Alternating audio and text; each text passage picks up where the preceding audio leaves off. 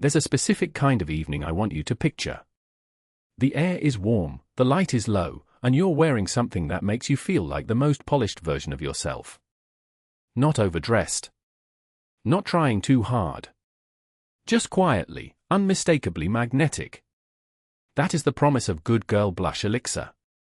And here's the thing, Carolina Herrera doesn't always deliver on promises this bold. But this one? This one is different. Stay with me, because by the end of this review I'm going to tell you something about the dry down on this fragrance that genuinely surprised me, and it might be the reason you either buy it immediately or walk away entirely. Carolina Herrera. The name alone carries a certain weight. Founded in 1981 by the Venezuelan-American designer herself, the house has always stood at this elegant intersection of boldness and femininity. There's a theatrical confidence to everything they do, the fashion, the runway, and absolutely the fragrance line.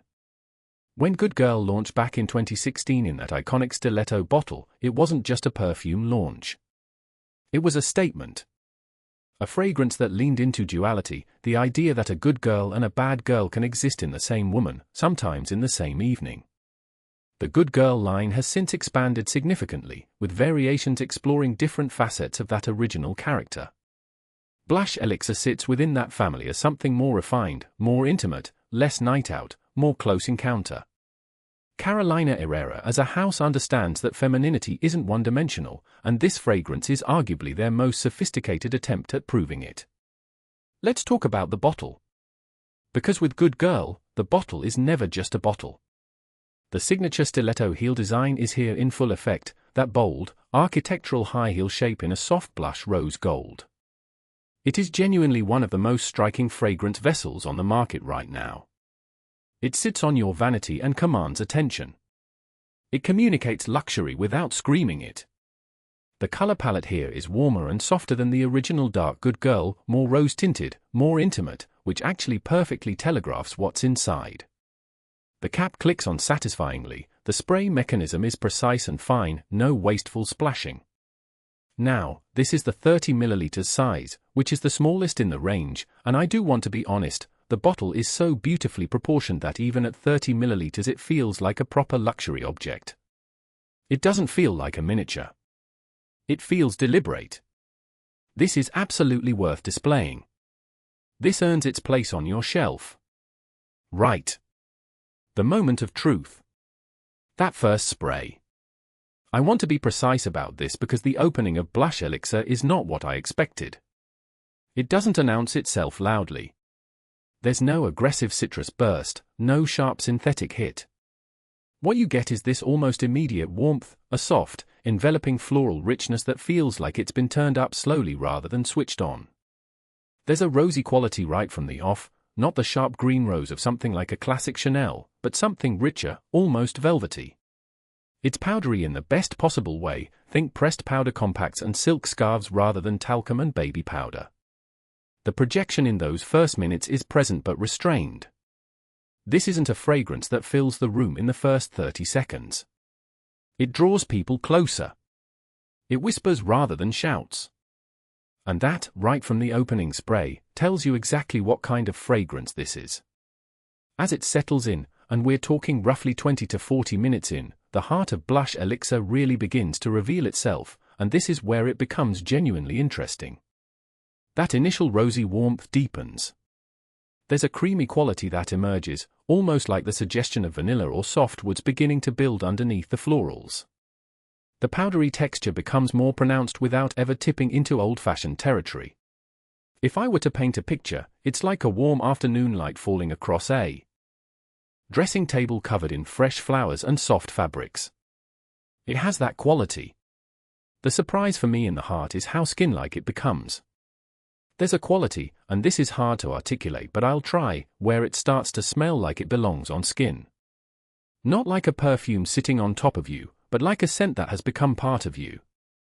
That intimacy, that skin-close quality, is genuinely impressive for a fragrance at this price point.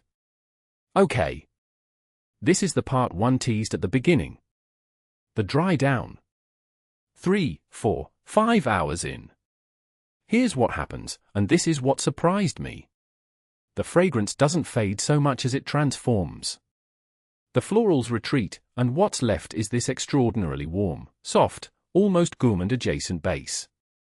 There's a sweetness, controlled, not cloying, that wraps around a woody musk foundation.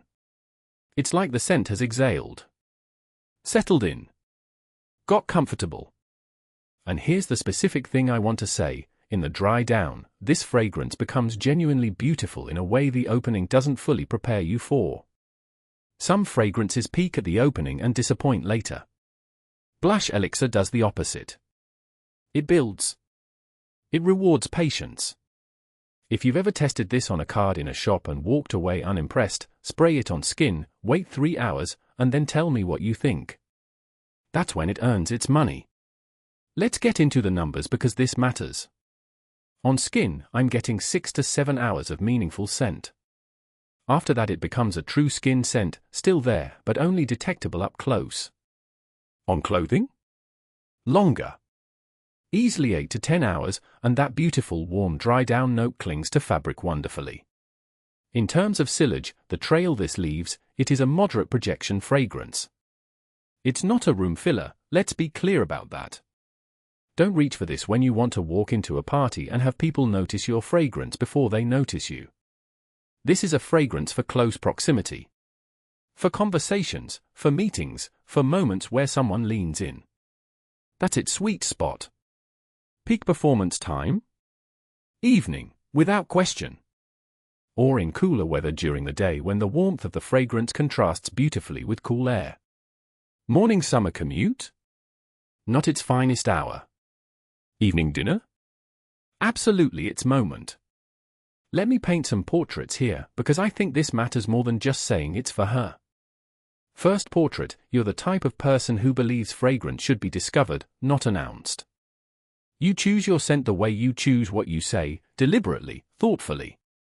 You'd rather have someone lean in and quietly ask what you're wearing than have them clock it from across the room. This fragrance was made for you.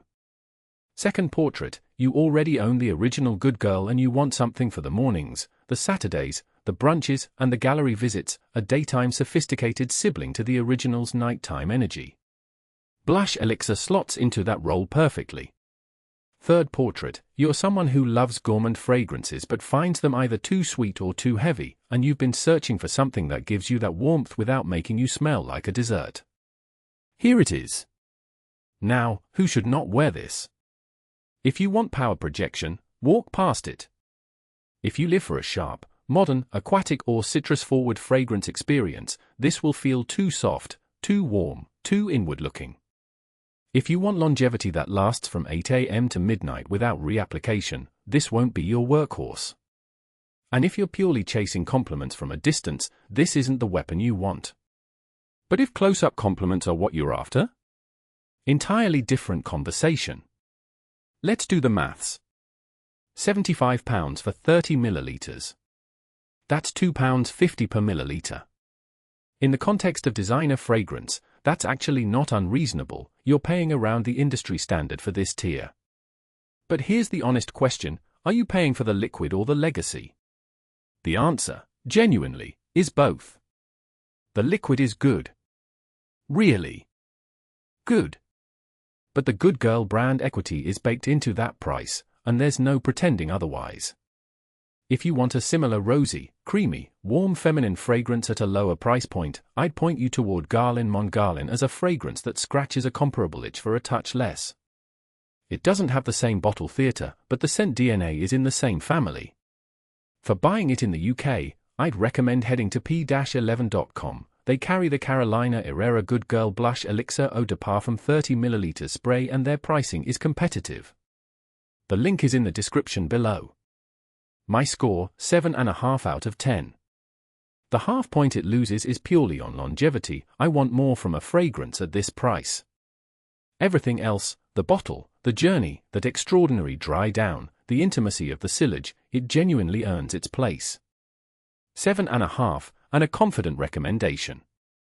Good Girl Blush Elixir is a fragrance that doesn't reveal its best self immediately. It makes you work for it, and then it rewards you in the dry down with something quietly, unexpectedly gorgeous. It is not for everyone, but for the right person, it is exactly right. Now here's my question for you. If you already own this, I genuinely want to know, did that dry down justify the £75 for you, or did you eventually find something that gave you the same warmth at half the cost? Tell me in the comments. If honest, no-nonsense fragrance reviews are what you're after, subscribe. I post every week and I will never waste your time with something that doesn't deserve it.